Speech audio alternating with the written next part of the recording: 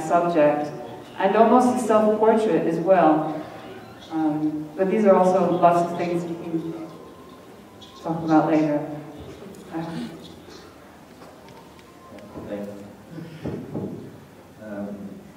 Pues bueno, no sé si alguien quiera decir algo, preguntar, si yo disparo primero. Ok. Pues creo que las diferentes intervenciones lo que me parece más interesante, pero creo que hay varios puntos que podemos rescatar como puntos en común, a pesar de que a veces sean motivaciones distintas, objetivos diferentes. Creo que la curiosidad innata de tratar de entender al otro y a la vez exponerse a uno mismo en ese reflejo, nos lleva, creo, a hacer uso de distintas estrategias, como podría ser la actuación, entre comillas, que decía Margaret, los gestos que pueden ser interpretados como una coreografía, en el caso del Garbo, esta representación que son coreografías están coreografiadas, pero que es una reinterpretación de tu memoria, además, ¿no? Que está basado en lo que tú recuerdas y a tus primos y a tus hermanos que lo hagan, ¿no? Y en el caso de Toño, aunque no sea una onda muy científica, el hecho de pensar en modelos y en maquetas, como puede ser la cárcel, la metáfora de la sociedad, creo que en ese momento ya hay una conceptualización del sujeto como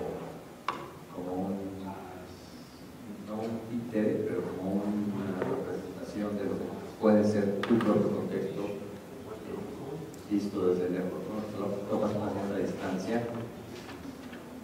tratando de aproximarte. No sé, hay una paradoja en decir, sé que mi brazo no es una línea, pero hago una metáfora para que sea una línea.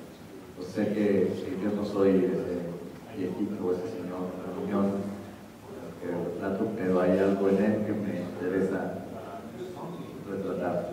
Sé que yo ya no soy un niño, pero utilizo a mis primos y a mis hermanitos para tratar de entender algo que sucedió, casi una cosa freudiana, ¿no?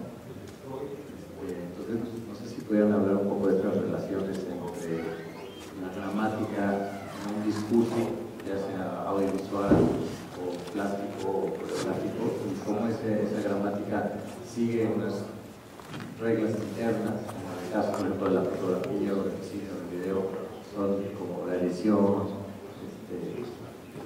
el encuadre, en el caso de Antonio, ya se refería a la composición, el balance en una pintura, o en el caso de Nadia, pues también el cuerpo como herramienta y el discurso coreográfico del cual soy bastante ignorante, entonces, como dices tú, pero si pudieran hablar un poco como desarrollo de cómo es esa práctica de elaborar un discurso, tomando en cuenta todas estas complejidades, estas distintas formas que hay que incluir en el discurso. Yo me podía pensar para el discurso, justo como decía Edgardo, creo que funciona no solo en las artes visuales, sino también en el documental y en la parte coreográfica, que era el contexto, en cómo el discurso va justamente unido a dónde se presenta, cómo se presenta y frente a quién se presenta. Porque justo hablando de metáforas, tenemos que pensar en que estas metáforas, bueno, para que el arte sea arte, tiene que haber otra persona que lo vea. Entonces para esto tiene que tener como ciertos códigos que le hagan entendible.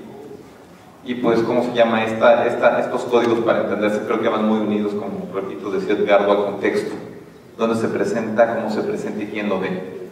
creo que es bien importante, no sé si se piensa de manera consciente cuando uno está haciendo una pieza de cualquier tipo, en el público. Creo que es bien importante pensar en la relación que tiene la pieza o el, se oye muy mal esto, pero creador, con el público al que se va a presentar.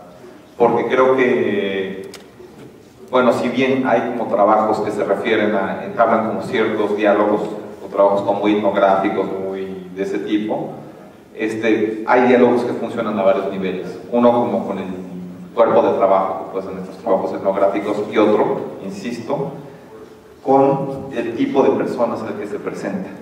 Porque para presentar a este tipo de personas, como tú mencionas, debe tener cierta gramática, y gramática que va unida a la disciplina que se presenta y va afectada por el contexto por el que se presenta.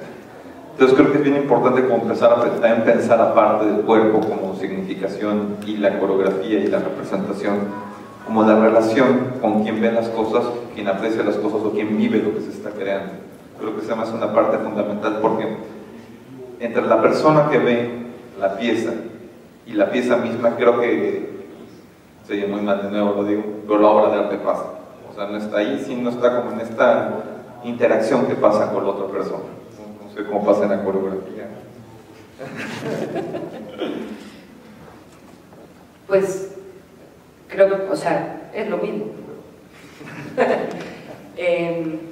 Es lo mismo porque no es lo mismo, o sea, no es igual. Si yo aquí presento o muestro o hago algo que tiene que ver con el cuerpo y hago lo mismo en un mercado allá afuera o hago lo mismo en un gran teatro de no sé dónde, el contexto cambia y por lo tanto la pieza cambia, ¿no? O sea, el contenido cambia a pesar de que el contenedor sea más o menos el mismo, que en este caso, hablando del cuerpo, pues es el cuerpo mismo.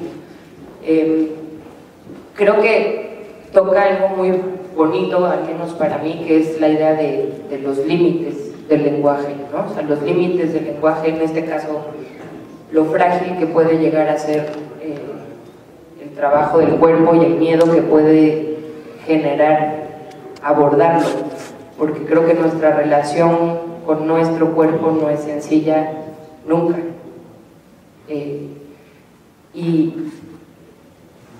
Y ya me estoy yendo, pero no, o sea, que justo, creo que lo que es bonito es la fragilidad que está, bueno, en el cuerpo mismo, pero también la fragilidad que hay en esa relación y en ese contexto, ¿no?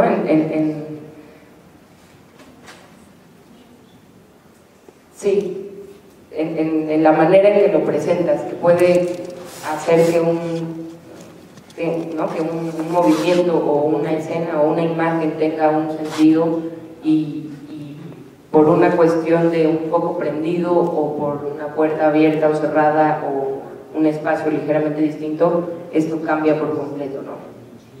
Me resulta súper bonito, no lo había pensado yo así, pero ahora que hablaban, Edgardo, de su trabajo como algo coreográfico, creo que tiene justamente como un lenguaje muy coreográfico y muy performático, aunque no está dentro del en vivo, ¿no? Es un trabajo documental, que hubo un en vivo porque a partir de ahí tú generas la imagen, pero justo me resulta como bonito pensar en eso como un tipo de lenguaje coreográfico, ¿no?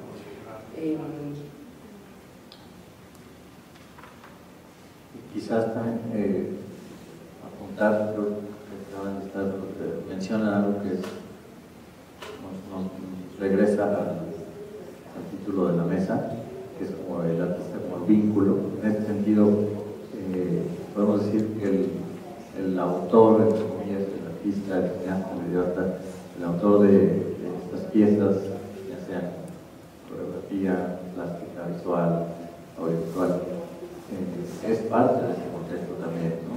Y creo que sería un poco padre, interesante hablar un poco de esta desmitificación del artista genio tocado por la mano de Dios, que se le ocurre algo que nadie más ha pensado, que es como si fuera precisamente una persona